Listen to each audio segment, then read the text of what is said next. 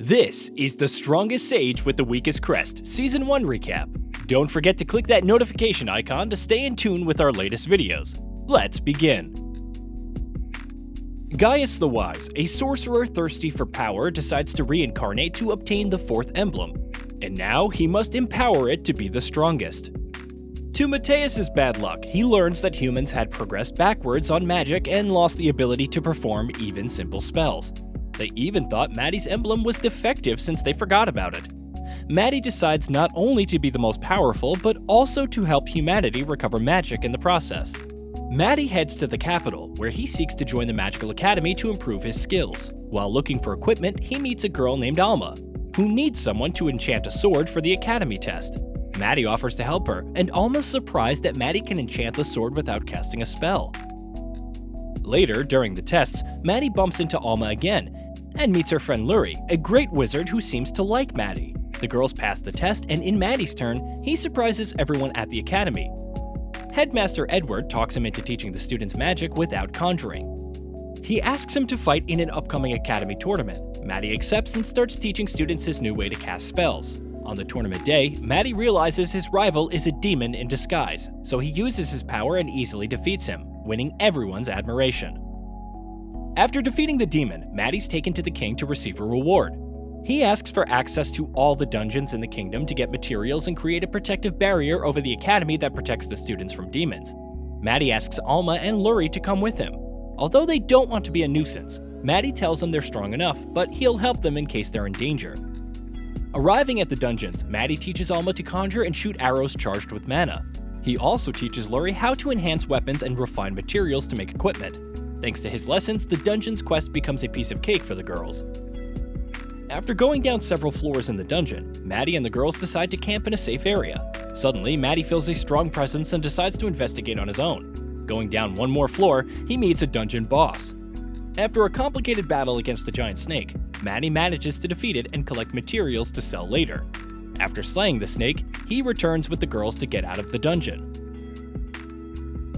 When they come out of the dungeon, they go to sell what they managed to get on their adventure. The trio earns a lot of money, and while they're walking down the street, Maddie detects the presence of two demons near the town. With Lurie and Alma's help, they plan a ruse to kill them. Maddie attacks the demons directly to get their attention. When Maddie manages to lure them out, Alma and Lurie deal with one of the demons while Maddie takes on the other. Once separated, Maddie fights with the demon, which he manages to defeat with great cunning. Meanwhile, the girls weaken the other, hoping to buy time for Maddie to arrive. Once the demon's weak, Maddie delivers the final blow and finishes him. Since the trio saved the kingdom, the king summons them to reward them, but Maddie realizes that a demonic presence is listening to them and breaks the communication with a spell. He learns that demons are spying on them from far away, and Maddie can't reach them without help. For this reason, he searches for an old friend from his past life. Maddie appears before Iris, the black dragon, whom he had defeated when he was still Gaius. At first, she doesn't recognize him and tries to attack him, but when he dispels her spell, she realizes his true identity and agrees to help him reach the spies. Arriving with the demons, Maddie and the girls investigate the place until they discover that one of them has a spell that makes it invisible. Maddie detects and attacks it with Alma's help, invoking arrows containing a toxin capable of weakening the demon's mana. Maddie defeats them once the venom takes its toll on the enemy. Suddenly, Maddie detects that there's another fog demon. He casts a spell to find out and thwarts the demon's plan. When they lose their disguise, they have a fight where Maddie loses his arm. However, it was all a hoax to analyze the opponent's movements. When he's ready, Maddie regenerates and attacks the demon with precision.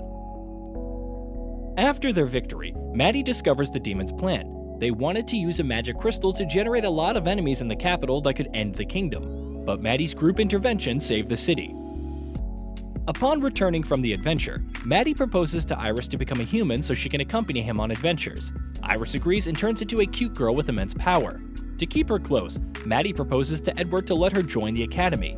The headmaster accepts and proceeds to do the respective tests on Iris. She doesn't handle her human form well, but in the end, she's approved and joins the academy.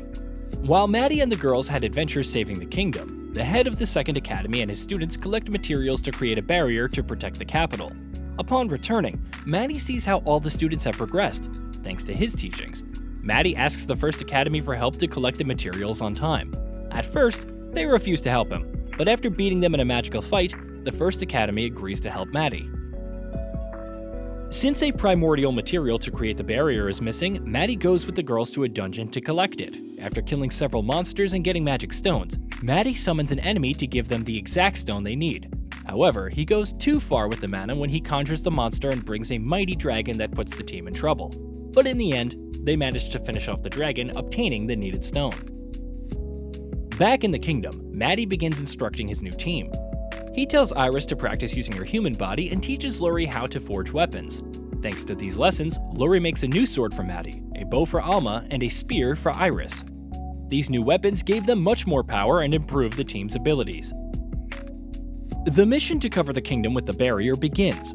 Since Maddie will have to be preparing the spell below the castle, he won't be able to help with the demon attacks for a while, but he trusts the teachings of his friends. Maddie sends them to the front to fight the demons and buy time for him to finish the barrier. Both Luri and Alma head to the battlefield. At first, a powerful demon appears surprised at the humans' new abilities, but still underestimates them and doesn't take them as a real threat.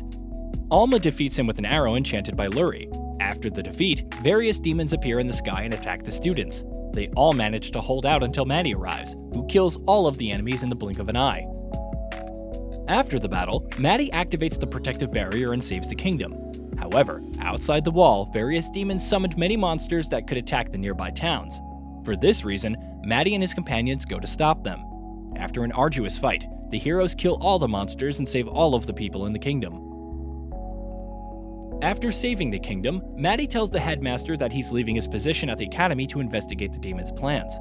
Maddie mentions dragon veins, magical stones found in dungeons that demons use to summon monsters. He agrees to Maddie's request and gives him and his team special treatment. Once the heroes leave the capital, they head to a small town near a dungeon.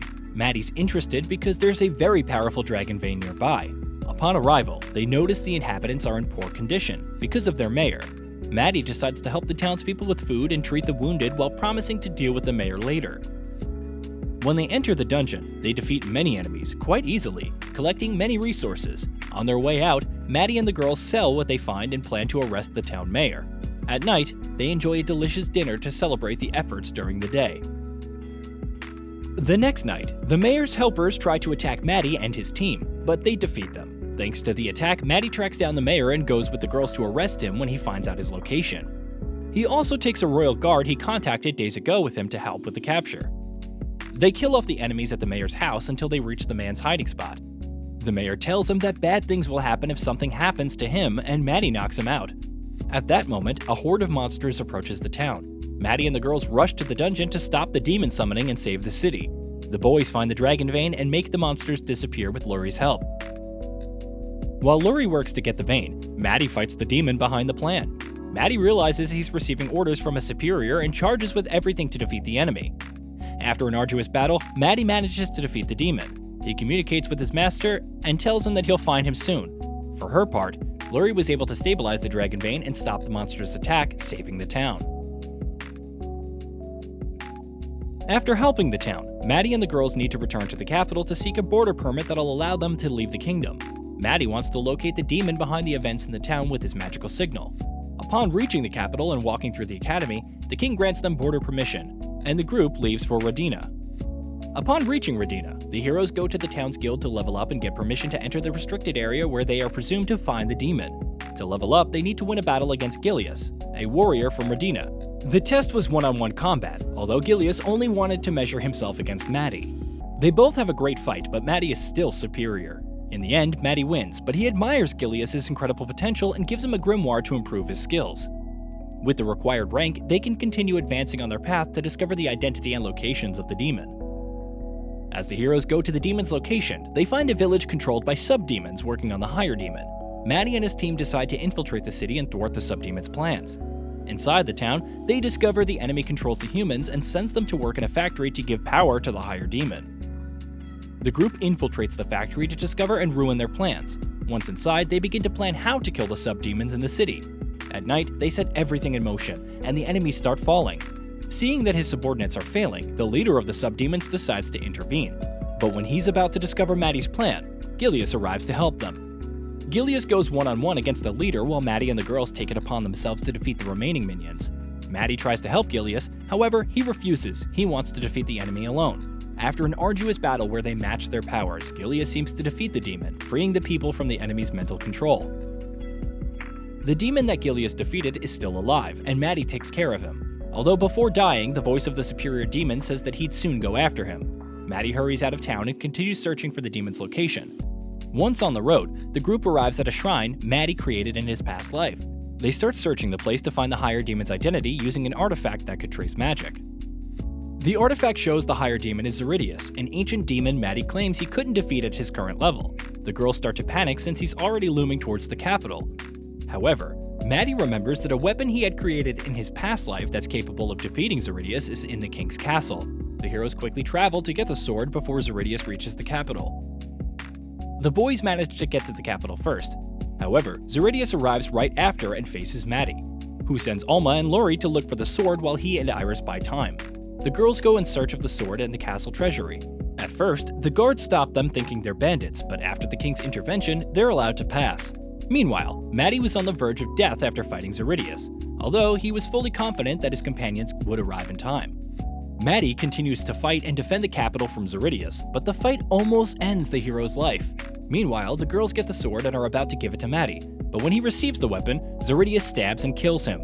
However, this was part of Matty's plan, as the sword needed the user to die to unleash its full power.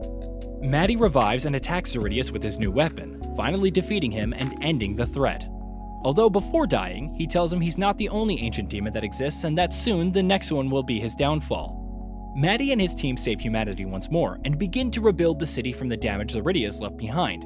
After all the repairs, Matty's summoned to the king's palace to be rewarded again. The king rewards them by allowing them to take anything from the kingdom's treasury, and Matty takes metal to create a new, much more powerful bow for Alma. As the group leaves the treasury, Edward informs Matty and his team that a new threat has appeared in one of the kingdom's towns. Matty accepts without hesitation and goes with his friends on a new adventure.